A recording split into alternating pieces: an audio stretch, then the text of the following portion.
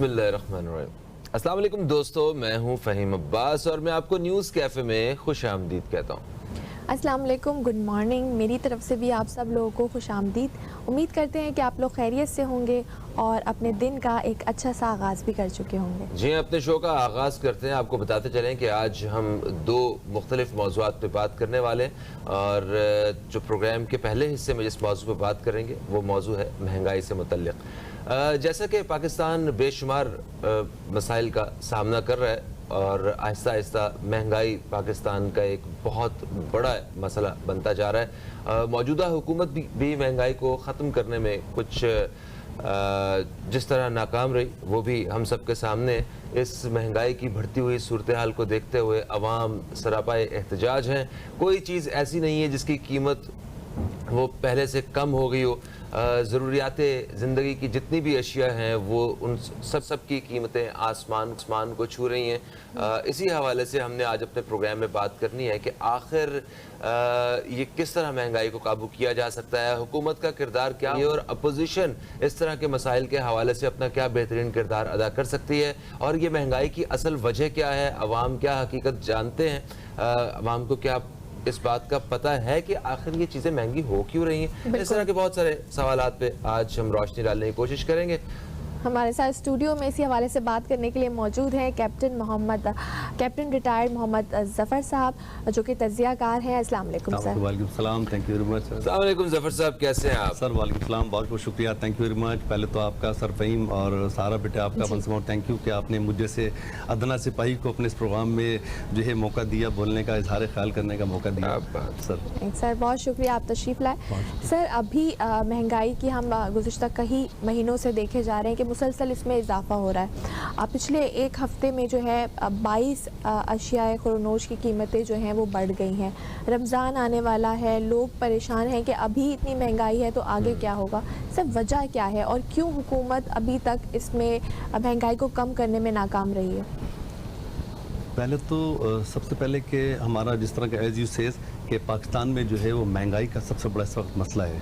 जी, कल की बात है कि एक है रिसर्च इदारा है, गिलानी फाउंडेशन रिसर्च फाउंडेशन है, उसने जो है उस पर रिसर्च किया है कि अभी वो ये उसने बताया कि 14.95% हम जो है वो महंगाई को पहुंच चुके हैं। वजह बहुत सारी हैं। आप और हम इस पे प्रोग्राम करने बैठे हैं तो वो घंटों लग जाएंगे तो वो ख़त्म नहीं होगा, बट बिकॉज उसमें जो चंद गिनी चुनी चीज़ें हैं जैसे कि मतलब कि खुर्दो अशनाद जो है इनकी तरसील का मामला है और कीमतों में जो है इजाफे का है, लाइक तेल हो गया, पेट्रोल हो गया या जो खाने पीने की चीज़ें हैं ये इनमें चीज़ें ले ली गई। फिर उसके बाद मतलब जो है बहुत सारे, अब जैसे मिसाल के तौर पे कल का आप बात कर रहे हैं हम कि कल जो है वो चिकन का रेट जो है वो पहुँचा है 470 से और 500 तक, बट हमने लेना है हमें महंगाई से क्या, चाहे 1000 रुपए किलो भी अगर चिकन मिलेगा तो हम जाके लेंगे। हमें तो कोई अकाउंटेबिलिटी नहीं, हमने ना रुकना है लेना है, हम ना जब हम ही देखें सफर तो हम दोनों कर रहे हैं, मतलब कि दोनों तरफ से सफर कर रहे हैं, अंग्रेजी वाला सफर भी कर रहे हैं और वो दूसरा वाला सफर, बट इन स्पाइट ऑफ हम जाएंगे और जाके लेंगे, लेना हमने लेना। अच्छा, आपका मतलब है कि अवाम जो है उसका भी एक अच्छा खासा किरदार है महंगाई को बढ़ाने में। बिल्कुल, आप मतलब इस तरफ इशारा कर रहे हैं? बिल्कुल। देखिए अच्छा सर प्लीज कैसे, मतलब अवाम का सर जिस तरह भी मैंने कहा कि 1000 रुपए भी अगर किलो चिकन मिलेगा तो हम जाके लेंगे। अच्छा, जैसे कोई भी चीज तबका है जो लेगा, लेकिन जो लोग महीने में हफ्ते में एक बार चिकन खा रहे थे वो उन्होंने 2 हफ्ते में कर दी होगी। लेनी फिर भी उन्होंने है फिर भी लेनी है। अच्छा, चिकन के बगैर जब इंसान जिंदा रह सकता है तो फिर आप जब एक चीज जो असल कीमत से बहुत ऊपर जा रही है तो आपको थोड़ा सा रोक देना चाहिए। एक वक्फा है, खैर वक्फे के बाद आते हैं तो सर इस पर बात करते हैं मजीद। कहीं मत जाइए दोस्तों, अब तक देखते रहिए न्यूज़ कैफे, देखते रहिए।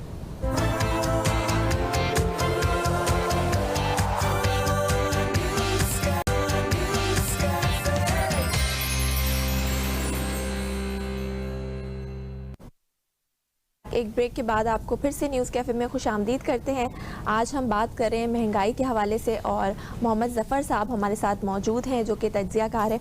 सर ब्रेक पे जाने से पहले हम बात कर रहे थे, आपने कहा महंगाई की जो शरह है वो 14.95% तक पहुँच गई है और रमज़ान भी आने वाले हैं और आप इसके रीज़न्स बता रहे, तो सर वजूहात क्या हैं? और अगर हम बात करें प्राइस कंट्रोल कमेटियाँ या फिर कमिश्नर या फिर टाइगर फोर्स भी एक बनाई गई थी हुकूमत की जानिब से, तो क्या कोई भी अपना काम नहीं कर रही है? देखिए काम तो कर रहे हैं बट जिससे कर रहे हैं वो आपको भी पता है, मुझे मालूम है। जहाँ तक रहा वो जो वजूहात हैं जिसमें मतलब जैसे एज आई सेज के मतलब जो है अशिया की तरसील में खलल, जी देखें अशिया की चीज़ में जो आएंगी उसकी खलल आएगा। अब फर्स्ट करें ट्रांसपोर्टेशन है, अब अगर फर्स्ट करके एक किसान ने वहाँ से चीज़ भेजी और वो भेज रहा है वहाँ से उसको पड़ रही है मतलब कि 200 रुपये में, और ट्रांसपोर्टेशन जब उसको आ रही है वहाँ से पड़ रही है वो पड़ रही है 500 रुपये में, तो ऑब्वियसली उसका जो इम्पैक्ट वो आवाम पर ही आना है, उसका इम्पैक्ट आवाम पर ही आना है। अब दूसरी बात अगर लिए जाए माफिया बैठे हैं, माफिया का भी इसमें किरदार है। फिर इसमें जो इजाफा जो सारा रहा वो क्राइम का भी जो है वो बढ़ रहा है, ऑब्वियसली सारी चीज़ें बढ़ रही है इस तरह। अच्छा, एक कहना ये भी है कि जो हमारे मतलब जो गैर मुल्की कर्जे हैं जो हमने लिए हुए हैं, उन कर्ज़ों की अदायगी और उनकी इक़्तिसाद जो है वो वक्त पे देने के लिए भी हमें चीज़ें महंगी करनी पड़ रही हैं, क्योंकि अगर पेट्रोल की कीमत में कुछ इजाफा किया जाएगा तो वो पैसे डायरेक्टली जो है वो आपके पास आ सकते हैं। बिजली गैस की कीमतों में भी कुछ इसी वजह से, कुछ लोगों का कहना है इस वजह से भी इजाफा हो रहा है। इस बात में कितनी सदाकत है? सर देखें, जहाँ तक सर भी आपने ये बताया ये वाली बात कि हमें कर्जों में पैसे देने पड़ रहे हैं कर्जों में जो हमने पैसे देने पड़े, हमारा टैक्स जिस तरह भी बताया आपने, तेल का, ये सारी चीज़ों को जो आ रहे हैं इसके ऊपर हम लाजमी जो है पैसे बढ़ रहे हैं। अगर वहाँ से जो उसकी एक जो नॉर्मल कीमत बैरल की आ रही है, उस बैरल का यहाँ पर वो जो बैरल नॉर्मली आ रही है वहाँ पर, उस बैरल की कीमत में और यहाँ पहुँचने की कीमत में बहुत डिफरेंट आ रहा है। अब हमारा जो कर्जों का जो आप जिस तरह बात कर रहे हैं कि टैक्स जो आ रहा है वो टैक्स की मद में जो है वो कर्जों की सूरत में वो कहते हैं कि 55% जो है वो वापस जा रहा है, तो वो हमें क्या बच रहा है? कुछ नहीं बच रहा है। सही सर, हमारे साथ एक कॉलर भी मौजूद है। अस्सलाम वालेकुम। अस्सलाम वालेकुम जी, कौन है हमारे साथ? वालेकुम अस्सलाम, फहीम भाई, रियाज खान बोल रहा हूँ, मॉडल कॉलोनी कराची से। कैसे हैं रियाज भाई, ठीक हैं आप? अल्लाह का लाख लाख शुक्र है फहीम भाई, अल्लाह ताला आप लोगों को इसी तरह हंसता मुस्कुराता रखे और हमें अच्छे अच्छे से प्रोग्राम दिखाते रहें। जी रियाज, क्या हाँ, महंगाई के हवाले से हम बात कर रहे हैं, क्या बात करना चाहेंगे? महंगाई तो इतनी हो गई है कि ये आप लोगों को हमसे ज्यादा आप लोगों को पता है, और मेरी हुकूमत से ये रिक्वेस्ट है कि अभी रिसेंटली एक वाकया हुआ है कि उन बेचारों, इस महंगाई की वजह से, इतनी कमर तोड़ की वजह से एक बच्ची की डेथ हुई और बिस्मिल्लाहिर्रहमानिर्रहीम ला इलाहा इल्लल्लाह मोहम्मद रसूलुल्लाह, उसके पास कफन के पैसे नहीं थे। उसके पास वो जो चटाई थी ना, वो चटाई जिसमें बच्ची को लेके जाते हैं, ला इलाहा इल्लल्लाह मोहम्मद रसूलुल्लाह, उस चटाई की जगह उन्होंने जानमाज में उसको लेके गए। मुझे लेट पता चला उस चीज का, खैर हमने जो था वो हो गया जो करना था, लेकिन इतनी महंगाई, इतनी जन में वो हो गई है, खुदारा लोग अपने बच्चों को नहीं दफन कर पा रहे। मैंने कलमा इसलिए पढ़ा कि फहीम भाई कोई धीमी बात नहीं है, मैं आपको उस घर में ले जा सकता हूँ, उस जगह पे ले जा सकता हूँ कि उस घर में बीमारियां देख ले, उस घर में परेशानियां देख ले, उस घर में क्या बताऊं मैं आपको, खुदारा ये वहां पे जाके आपको हिसाब देना है। अगर लाहत के मुकाम पे एक जानवर भी भूख से मर गया तो हुक्मरान को जवाब देना होगा। हजरत उमर फारूक रजी अल्लाह तआला अन्हु की बातें करते हैं, मदीना की बातें करते हैं, खुदारा लोगों के लिए लोगों के मसले हल करें। सबसे पहले पेट है, अगर पेट में कुछ होगा तो ठीक है। ये क्राइम क्यों हो रहे हैं? इसी वजह से क्राइम बढ़ रहे हैं, इसी वजह से चीजें सारी बढ़ रही हैं, क्योंकि जब घर में आएंगे आपके घर में बच्चे भूखे होंगे, बराबर वाले बच्चा अच्छे। जी रियाज साहब आपका शुक्रिया, आपने मतलब जिस तरफ रोशनी डाली है, जो आपने वाकया बताया है, ये बड़ा ही कोई तकलीफ दे वाकया। सर क्या कहेंगे इस तरह की सूरत हाल पर? सर बड़ी एम्बेरसमेंट पोजीशन है जो इस तरह हो रहा है कि अब ले देकर, जिस मैंने भी आपको बताया है कि महंगाई की तरफ जिस तरह आपने बात की कि ये चीज़ें बढ़ी, मैं मुझे अल्फाज नहीं इस वक्त यार, मैं जो सर की पोजीशन सुनी तो मैं ज़रा शौक में चला गया वाकई की इस तरह भी मतलब क्या पोजीशन कि बंदे को कफन के लिए पैसे नहीं है, वो मतलब चटाई में जो पैसे नहीं है उसको जानमाज में लेके जा रहे हैं।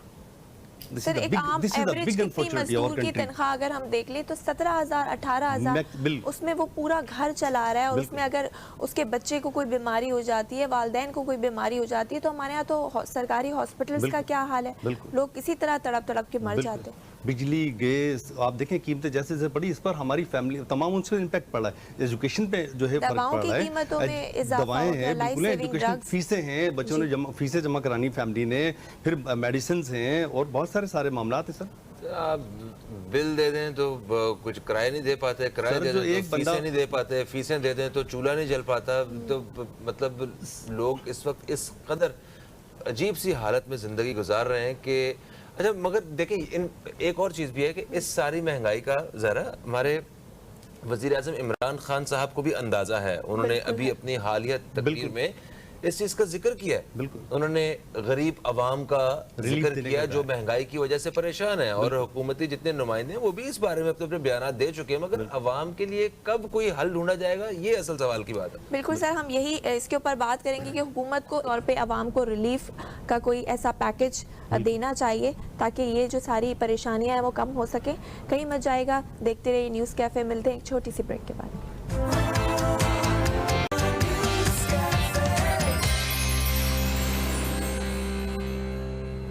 एक वक्फे के बाद आपको फिर से खुशामदीद कहते हैं हम न्यूज़ कैफ़े में। न्यूज़ कैफ़े में आज हम बात कर रहे हैं इस बढ़ती हुई महंगाई के हवाले से। मैं हूं फ़हीम अब्बास, मेरे साथ ज़हरा रज़ा हैं और स्टूडियो में हमारे साथ मौजूद हैं जनाब कैप्टन रिटायर्ड ज़फ़र साहब। ज़फ़र भाई सर, रमज़ान आने वाला है, जैसा कि वक्फे से पहले बात हो रही थी, अवाम और हुक्मरानों के किरदार के हवाले से हमने बात की कि जो महंगाई में कमी कर सकते हैं। आपको लगता है कि इसमें कुछ संजीदगी अगर दिखाई जाए तो एक वाज़े एक फ़र्क जो है वो महसूस किया जा सकता है कोई ऐसा, और वो किस सेक्टर में संजीदगी है, किन लोगों को संजीदा हो के इस मसले के बारे में सोचने की ज़रूरत है? सर, इस पे कई कमेटियां पहले बनाई गई, कई कमेटियां तश्कील की गई, मतलब पॉलिसी मालियाती जो इदारे हैं उन्होंने कई अपने अपने जो है वो आगे एक्सपर्ट्स को भेजा कि इस पर डिस्कस किया जाए कि इसको क्या किया जाए, इस रेशो को कैसे रोका जाए। बट वो खाली एक प्लान बना के हमें दे देते हैं कि इस पर इम्प्लीमेंट करना है, जो कि इम्प्लीमेंट होता नहीं है। अभी डीसी का एक मतलब जो एक लेटर उसने निकाला कि जी की रेट लिस्ट निकाली उसने कि ये रेट जो है होना चाहिए, मतलब गोश्त के वाले से उस पर 400 और 750 रुपये का रेट लिखा हुआ है कि जो कि बकरे का गोश्त 750 रुपये किलो बेचना है। मीट वन जो कि ग्लोबल एक वो है कंपनी, उसने उसका निकाला है कि वो 1800 रुपये पर केजी बेच रहा है और ले रही कोई, यानी कि धज्जियों भी जो हम कह रहे हैं इस तरह फ्रूट के वाले से देख लें और मतलब किसी चीज़ की तरफ देख लें। मुझे एक छोटा सा वाक़या याद आ रहा है, अगर टाइम आपके पास है तो यकीनन आपको याद होगा कि एक सल्तनत थी, इसका एक बादशाह था और उस बादशाह के जो वज़ीर थे उसने जब देखा कि हमारी हुकूमत जो है बिल्कुल डाउन होती जा रही है तो उन वज़ीर ने मशवरा दिया कि सर आप जो है वो टैक्स का रेशो बढ़ा दिया जाए। उसने कहा ए हुकूमत जी फिर तो मतलब कि मसला हो जाएगा मेरी संग, नहीं आप बढ़ाएं, अगर ओला पाएगी तो हम संभाल लेंगे। उसने जनाब जो है वो एक कहा कि ठीक है जी आप जो है वो 2% टैक्स बढ़ा दें, तो लोगों ने देना शुरू कर दिया, कोई बुलाना नहीं किया। उसने फिर देखा, महीने बाद देखा खजाना भरना शुरू हुआ। उसने कहा कि यार ऐसा करें, और आवाम ने रोला भी नहीं डाला। उसने कहा फिर कोई बढ़ा, फिर उसने 4% बढ़ा दिया कि ठीक है बढ़ाएं आप 4%। उसने कुछ नहीं कहा। फिर थर्ड टाइम, इट्स मीन के 4th टाइम जब हुआ तो बादशाह परेशान, बादशाह ने कहा वजीरों को लगता है कि तुम लोग मेरी हुकूमत के पीछे पड़ गए हो, मुझे लगता है कि मैं चाह रहे हो कि मैं नाकाम रहूँ। उसने कहा नहीं जी आप ये कि आखिरी बार बढ़ा के देखें। उसने कहा ऐसा बढ़ाने से पहले मैं एक दरबार करता हूँ, तो दरबार में ओपिनियन लेता हूँ अवाम की कि वो क्या कहते हैं। उसने दरबार किया, दरबार में अवाम से पूछा कि आज ही हमने जो पिछले दिनों आपके साथ मामला किया, उन्होंने बिल्कुल we are very much happy, कोई हमें किसी किस्म का कोई इशू नहीं है। उसने कहा कि ऐसा करते हैं कि वो जो पहले एक वहाँ से गेट था, एग्जिट गेट था जिसे हम टूल प्लाजा कह सकते हैं, उन्होंने कहा जी यहाँ से आप बंदे निकालें तो जो जल्दी जाने वाले हैं उनको जो है वो 2 लितर भी उनको मारने साथ, तो फटाफट जनाब जो बढ़ा दें। उसने कहा ठीक है। उसने वो बढ़ा दिए, वो लितर भी उसको मारना शुरू कर दिए 2, और जनाब जो है साथ में उन्होंने जनाब उसको वो जल्दी जाना। अब उनको फिर दरबार में उसने किया तो बादशाह ने पूछा कोई किसी को तकलीफ? उन्होंने कहा जी हमें कोई तकलीफ नहीं है, we are very much happy, but आप एक काम करें जो लितर मारने वाला बंदा है वो जरा बढ़ा दीजिए क्योंकि टाइम कम है, जूते मारने वाला स्टाफ जो है ना वो बढ़ा दिया। मेरा ख्याल है ये आपका इशारा ये है कि हम आवाम को भी अपने मसाइल को जड़ से जानना होगा और उसकी बेहतरी के लिए अपना भी किरदार अदा करना होगा। Thank you so much Zafar साहब, आप तशरीफ लाए। दोस्तों एक वक्फे का वक्त आ गया जी, वक्फे के बाद वापस आएंगे तो एक और मेहमान हमारे साथ मौजूद होंगे और एक अलग मौजू पे हम उनसे बात करने की कोशिश करेंगे। कहीं मत जाइए, अब तक देखते रहिए न्यूज़ कैफे, देखते रहिए। Welcome back. एक ब्रेक के बाद आपको फिर से न्यूज़ कैफ़े में खुशामदीद करते हैं। मैं हूं ज़हरा रज़ा और मेरे साथ मौजूद है फ़हीम अब्बास, और प्रोग्राम के इस दूसरे हिस्से में हम एक बहुत ही अहम मसले के ऊपर बात करेंगे। कहते हैं सफाई जो होती है वो निफ्स ईमान होती है, लेकिन शहर कायद की अगर बात की जाए तो कराची शहर का आधा ईमान शदीद ख़तरे में है, क्योंकि बड़े अफसोस के साथ वो शहर जो मुल्क को सबसे ज़्यादा रेवेन्यू देता है, लेकिन इस शहर में कचरा भी सबसे ज़्यादा है। जगह जगह हमें कूड़े करकट के ढेर नज़र आते हैं, जिसकी वजह से ताफुन फैल रहा है, कई किस्म की बीमारियां हो रही हैं। कोई हमें फ़ंड्स, कोई तरक्याती काम उस तरीके से नज़र नहीं आ रहा जिस तरीके से होना चाहिए। ज़िले, सूबाई, शहरी हुकूमत सब के सब नाकाम दिखाई देती हैं। आखिर इसकी वजह क्या है? क्या पूरा सिस्टम का ये फॉल्ट है, या फ़ंड्स की कमी है, या हुकूमत इस बारे में संजीदा नहीं है? इस हवाले से आज हम अपने प्रोग्राम में बात करेंगे। एक बहुत ही खूबसूरत मेहमान हमारे साथ मौजूद हैं। मैं चाहूँगी फ़हीम आप उनका तारुफ करें। बिल्कुल, उनका तारुफ करवाते हैं। और ज़रा कचरे की जहाँ तक बात है, तो कोई ऐसी मखलूक अलग से नहीं है जो आके यहाँ पे कचरा डालती है। अफसोस के साथ यही लोग हैं, यही यहाँ के ही लोग और यहाँ पे जो है वो कचरा हम ऐसे मतलब बगैर सोचे समझे हर जगह पे फेंकते हैं। और ये मेरा ख्याल है कि रहने वालों का भी बहुत अच्छा खासा इसमें कसूर है, और जो हुक्मरान हैं हमारे, जो हुकूमत है, उनका भी उनकी तरफ से भी एक नॉन सीरियसनेस नज़र आती है इस इशू को लेके। बहुत सारे फलाही इदारे इसमें काम कर रहे हैं, बहुत सारे लोग हैं जो अपने तय जो है वो पूरी कोशिश कर रहे हैं किसी तरह वो अपना किरदार अदा कर सकें और सफाई जो है वो बरकरार रख सकें। इसी वाले से बात करते हैं। हमारे साथ स्टूडियो में मौजूद हैं मिसेस कर्नल सैयद ज़का अली साहिबा।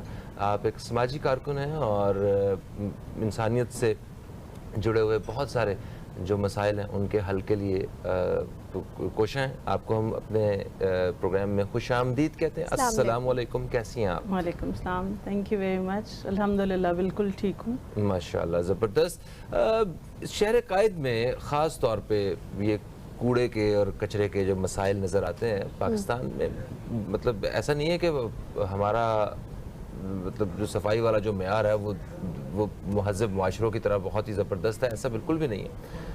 मगर फिर भी कराची में कुछ अलग ही दर्जे की गंदगी नज़र आती है। माफ़ी चाहता हूँ मगर ऐसा है। तो आप क्या समझती हैं कि असल ज़िम्मेदार कौन है इन सब? देखिए, एक हुकूमत पर या उन इदारों पर इल्ज़ाम लगाना तो बहुत आसान होता है, लेकिन being a citizen of a country या जिस सोसाइटी में आप रहते हैं, हमारी भी कुछ जिम्मेदारियाँ हैं। अब हम ये देखते हैं कि अगर ये कहा जाए कि आगाही की ज़रूरत है तो people are well awared, education भी है, सब कुछ है। It's just the negligence on the part of a common people. हम लोग जो हैं, हम ये सोचते हैं कि अपने घर की सफाई की और स्ट्रीट में आपने you'll place a pile of garbage, हालांकि वो सफाई नहीं है। सफाई ये है, जैसे मैं इसका अपना छोटा सा एक एक्सपीरियंस आपके साथ शेयर करती हूँ कि पीएमओ में मेरे हस्बैंड की पोस्टिंग थी, और मेरा भाई जो है वो आयरलैंड से आया। उसने मुझे कहा, मुझे ऐसा लगता है कि I am in a mini Ireland, यहाँ पे एक ज़र्रा गंद नज़र नहीं आता। उसकी क्या वजह है? उसकी वजह ये होती थी कि वही लोग जो जेलम, लाहौर, मुल्तान और कराची से वहाँ पे पोस्टेड हैं, दे आर ट्रेंड कि कोई भी यहाँ पे गंद नहीं फेंकेगा, तो वो नहीं फेंक रहे। 30 बिग शॉपर्स वर प्रोवाइडेड, हम पे कर देते थे, वो हमें प्रोवाइड किए जाते थे। उसमें सब पूरे घर का लिटर आपने सारा दिन का डाला। Sweeper use to take it along. जो डस्टबिन्स थी उनके अंदर बड़े बड़े ब्लैक क्लिप्स लगे हुए थे, वो शॉपिंग बैग जाता था, उस क्लिप के साथ अटैच हो जाता था, वो बड़ी डस्टबिन बंद हो जाती थी। द थिंग इज कि हम लोग बाहर के मुल्क में जाके फॉलो कर रहे हैं और अपने मुल्क को हम जो है वो इस तरह से करें।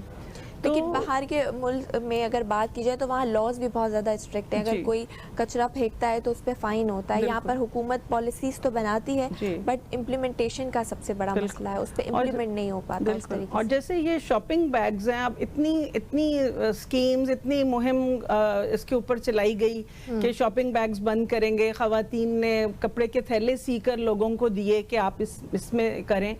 देयर वाज अ टाइम जब होता था कि जी आपको दूध चाहिए, अगर तो आपको पैक में मिल गया ठीक है, लेकिन ये फ्रूट्स हैं तो आप एक वो कपड़े का बैग ले जाएं, उसमें फ्रूट्स और वेजिटेबल्स डालें। प्लास्टिक की टोकरी इस्तेमाल किया करते थे, हमने अपने बचपन में देखा है। वो बड़े एक लाजमी सी चीज हुआ करती थी कि जो भी घर से जाता था, इतवार बाजार गए, जहाँ भी गए, वो टोकरी लेके गए आपने उसमें।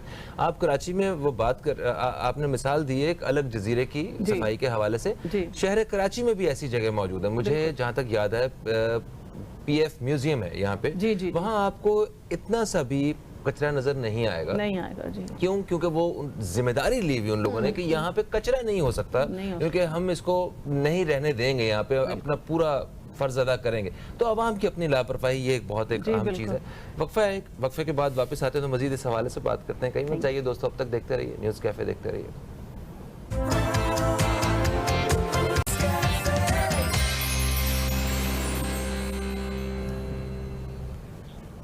Welcome back. एक ब्रेक के बाद आपको न्यूज़ कैफ़े में खुशामदीद करते हैं। आज हम बात कर रहे हैं कराची शहर के जो मसाइल हैं, और एक सबसे बड़ा मसला जो कराची शहर का है वो इस वक्त गंदगी और कूड़ा करकट है, जो कि पूरे शहर को उसने एक कचरा नगर बना के रख दिया है। इसी हवाले से बात करने के लिए हमारे साथ स्टूडियो में मौजूद हैं इस्मत अली नकवी साहिबा, जो कि समाजी कारकुन है, और अभी अभी हमें ज्वाइन किया है टेलीफोन लाइन पर नदीम मौलवी साहब ने, जो कि तज्ज़ियाकार हैं। अस्सलाम वालेकुम सर। वालेकुम अस्सलाम। अस्सलाम वालेकुम नदीम भाई, कैसे हैं आप?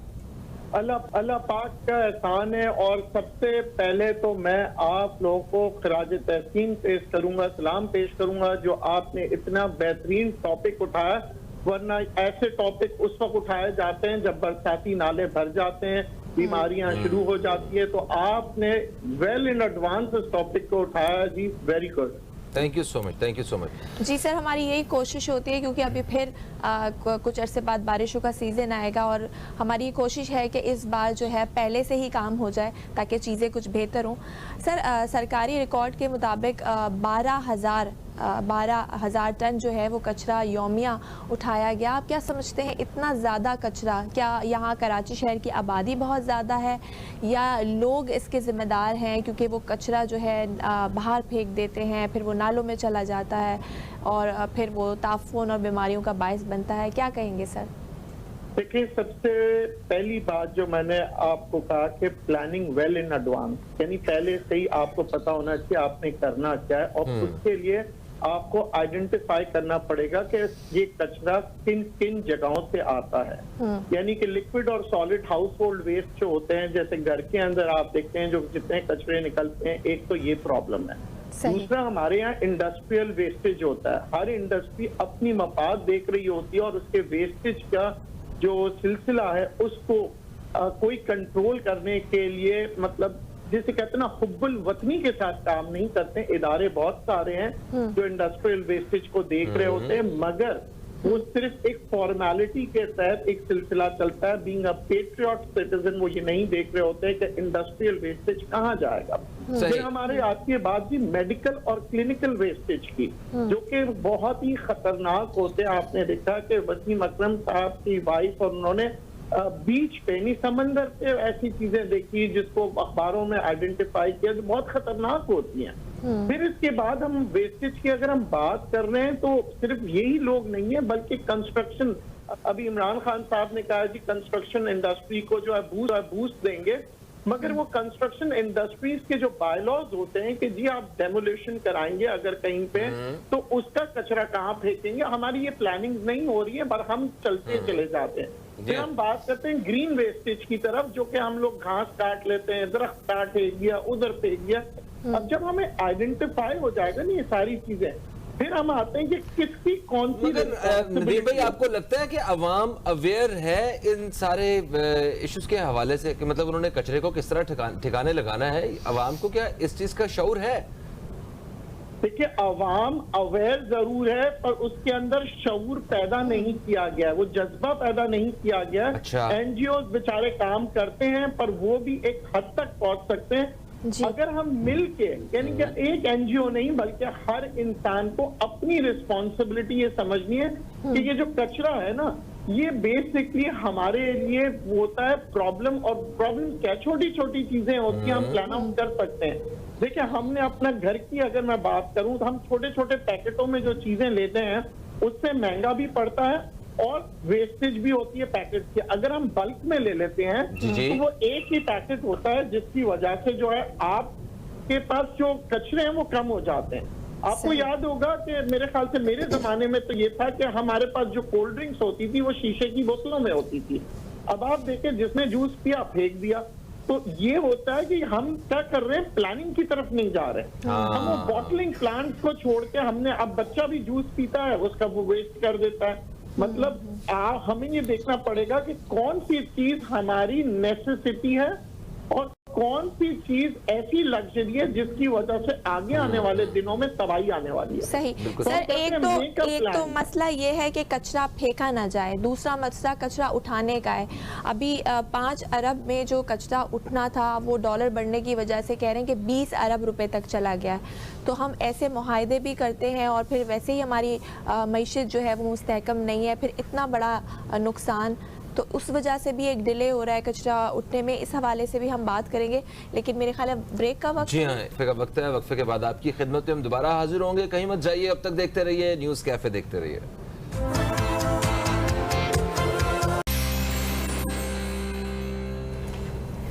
एक वक्फे के बाद आपको फिर से खुशामदीद कहते हैं हम न्यूज़ कैफे में। न्यूज़ कैफे में बात हो रही है शहर कायद में इस फैले हुए कचरे के हवाले से, और हमारे साथ स्टूडियो में मौजूद हैं इस्मत अली नकवी साहिबा, आप एक समाजी कारकुन है। टेलीफोन लाइन पे हमारे साथ तजियाकार नदीम मौलवी साहब मौजूद है, जिनसे वक्फे से पहले हम बात भी कर रहे थे। इस्मत साहिबा, हमने देखा कि जहाँ हुकूमत की तरफ से लापरवाही देखने को मिली, वो सूबाई हुकूमत हो, वो सिटी गवर्नमेंट हो या वो फेडरल गवर्नमेंट हो, एक दूसरे के ऊपर इल्ज़ाम तराशी देखी। फिर हमने ये भी देखा कि शहर कायद में कुछ लोगों ने चंदा इकट्ठा किया सफाई की गर्ज से, ठीक है, उसका भी कोई ख़ास रिजल्ट नहीं आ सका। फलाही इदारे इस वक्त काफ़ी ज़्यादा मुतहरिक हैं, वो अपने अपने तय जो कोशिश कर सकते हैं वो कर रहे हैं। आप खुद एक समाजी शख्सियत हैं, मैं आपसे ये जानना चाहता हूँ कि जब सफाई से मुतल्लिक काम पे निकलते हैं तो किन किन मुश्किलात का सामना करना पड़ता है? वो मुश्किलात वो हुकूमत की या इंतज़ामिया की तरफ से कितनी ज़्यादा होती हैं और अवाम की तरफ से कितनी ज़्यादा होती हैं? ज़रा इन पर रोशनी डालिएगा। जी फ़हीम, इस तरह से है कि सब कुछ अपनी मदद आपके तहत ही करना पड़ता है, क्योंकि आपको पैसे भी चाहिए, आपको वर्क फोर्स चाहिए। जैसे वॉल ऑफ काइंडनेस ने एक वर्क फोर्स बनाई है जिसमें मेरे स्टूडेंट्स हैं, जिसमें मेरे कलीग्स हैं, कुछ मेरे नेबर्स हैं और कुछ स्ट्रेंजर्स हैं जो वॉलंटियर करते हैं, that we are with you. And I am going to start it with phase 7 DHA, जहाँ पे मैं खुद रहती हूँ, क्योंकि आप अव्वल खेश बाद दरवेश, और उसमें एक कॉन्टिन्यूस एफर्ट की ज़रूरत होती है। लाइक अगर हम उनको प्रॉपर इक्विपमेंट देते हैं तो हम उन्हें बोलते हैं कि जी आपने इसको क्लीन करना है। अब स्कूल में भी इस किस्म की ड्राइव्स होती हैं, बच्चों को अवेयरनेस दी जाती है। डे 1 से कॉलेज और यूनिवर्सिटी के बच्चों को आपने देखा होगा, पीछे एक स्कूल था, उनके बच्चों ने जो है वो अपनी मदद आपके तहत वो सब व्हील बैरोज लेकर आए और ब्रूम्स लेकर आए और उन्होंने वो जगह साफ की। बल्कि उन्होंने जो सब ग्राफिटी दीवारों के ऊपर थी उनको उन्होंने आर्ट वर्क भी किया और कलियां की बच्चों ने और पेंट किया। जहाँ से ऐसे गुजरते थे वहाँ लोग तस्वीरें बनवा रहे थे। कितनी खूबसूरत जगह। देयर इज अ वे। हर चीज जो है उसका रोशन पहलू देखना चाहिए। हमारी यूथ जो है उसके अंदर बहुत पोटेंशियल है। We need to have somebody जो उनको वो रास्ता दिखाए। आप उनसे काम लेने के लिए उनको टारगेटेड जो है वो एक गोल दें और आप उनको साथ बैकअप करते रहें, तो without a single penny like in return, they do not need anything in return. बच्चों को इतना शौक होता है इन चीज़ों में कि आप उनको लगा सकते हैं। इवन मेरे टीचर्स जो है they are with me and they are saying कि हम करेंगे, तो हम उसको ये नहीं करेंगे कि आज कर लिया। जैसे it's been 5 years that I am into this work since 2016 January, तो मुझे लगता है कि ये वाली ड्राइव जो है ये भी हर दूसरे महीने इसको करना होगा। अच्छा, एक चीज़ इसमें और मैं जिक्र करना चाहता हूँ उसका। आपने कहा कि कुछ ऐसे केसेस हमने देखे कि जहाँ पे कचरे का ढेर था, फुटपाथ जो है वो भरे हुए थे, वहाँ स्टूडेंट्स ने सफाई की और ऐसे खूबसूरती का एक बेहतरीन शाहकार बना दिया। अफसोस की बात यह है कि कुछ दिन बाद वो जब सारा कुछ हो गया था फिर से दोबारा लोगों ने फेंकना शुरू कर दिया। ये क्या रीजन हो सकती है? देखिए अभी मैं कल कुछ पॉइंट्स जॉट डाउन कर रही थी फॉर माय ओन प्लानिंग, और उसमें मैं ये सोच रही थी कि जैसे CBC के हमारे वर्कर्स हैं, दे कम एट 8 o'clock, फिर उसके बाद जो है वो 6 बजे दोबारा जो है वो सफाई हो रही होती है, जो कि पहले नहीं होता था। So I must appreciate the DHA authority for this कि उन्होंने ये किया है कि अब शाम में भी एक बार सफाई हो रही होती है। कहने का मतलब ये है कि आप अपनी मासी, अपने स्वीपर को ये गाइड करें कि तुमने उसी जगह पे जाकर जो है वो गार्बेज का जो थैला है उसको फेंकना है, उसको सड़क पे कहीं भी नहीं फेंकना। It is very sorry to say, responsibility होना बहुत ज़रूरी है। बिल्कुल सही कहा। नदीम साहब हमारे साथ मौजूद हैं। सर आपकी तरफ आऊँगी। एक तो हमारी जिम्मेदारी है कि हम सब जो है इसको ओन करें कि हम किस तरह से अपने मुल्क को, अपने घर को, अपने शहर को साफ रख सकते हैं। इसके अलावा सर जो हमारे सिस्टम है, जो हमारे इदारे हैं, सिंध सॉलिड वेस्ट मैनेजमेंट की अगर बात की जाए तो वो उसकी नाअहली से बहुत ज़्यादा हम सभी वाकिफ़ हैं। तो आप क्या समझते हैं सर, ये सिस्टम का भी एक फ़ॉल्ट है या करप्शन की वजह से ये सब है? किस तरीके से इसको बेहतर किया जा सकता है? देखिए, सबसे अहम चीज है एहसास। अभी मोहतरमा ने फरमाया कि हम अपनी मासी को देते हैं कचरा फेंक के आओ। जब उस मासी को एहसास नहीं होता, जैसे ही दरवाजा बंद होता है मासी कहीं फेंक देती है, कहीं पे भी। ये प्रैक्टिकल लाइफ में आपको बता रहा हूँ, रियलिटी में ऐसे ही होता है। क्योंकि वो एहसास, वो जज्बा, एक कैंपेन होना चाहिए, अवेयरनेस था, जैसे आप लोगों के चैनल ने शुरू किया। अगर तमाम चैनल ये शुरू कर दे, और ये सबसे बड़ी जरूरत है, इससे जो माशी प्रॉब्लम है वो भी अच्छा हो जाएगा, हेल्थ प्रॉब्लम है वो भी अच्छा हो जाएगा। क्योंकि ये मैं आपको बताऊं, ये एक बहुत बड़ी चेन है। यानी कि अब आप देखिए प्रोडक्शन एंड सप्लाई, अगर हम फैक्ट्रीज की बात करते हैं, आजकल आपको पता है डबल रोटियां मिलती हैं, बेकरी स्टफ मिलता है। ये जब खराब हो जाते हैं क्या होता है, क्योंकि इनकी शेल्फ लाइफ होती है। तो जब आप प्रोडक्शन ज्यादा कर लेते हैं विदाउट प्लानिंग, तो नुकसान एक तो कंपनी का होता है, दूसरा जो है यहाँ पे हमारे मुल्क का होता है, और तीसरी बात ये कि उसको डिस्ट्रॉय करने के लिए फिर आपके पास ऐसे मीन्स नहीं होते हैं। तो अगर आप प्लानिंग करेंगे तो ये मईशत के ऊपर भी बड़ा असरअंदाज करेगा, क्योंकि आपकी वेस्टेज नहीं होती।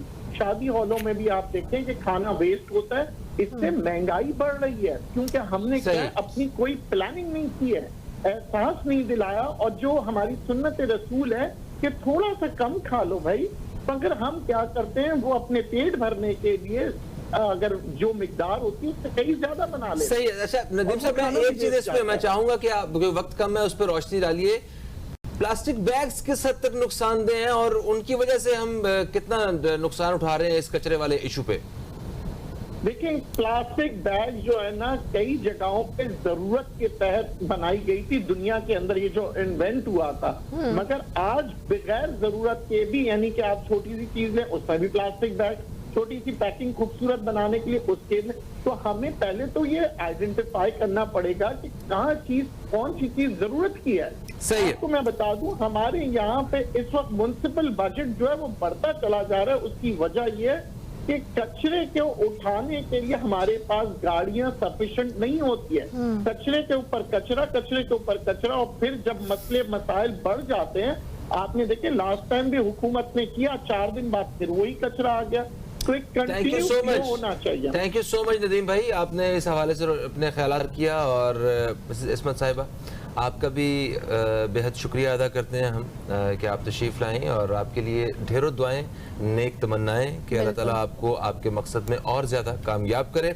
और कचरे के हवाले से हमने बात की, हुकूमत को संजीदगी का मुजाहरा करने की ज़रूरत है और सख्त कवानीन बनाने की ज़रूरत है प्लास्टिक बैग्स के हवाले से। और हम सबको अपने बच्चों को, अपनी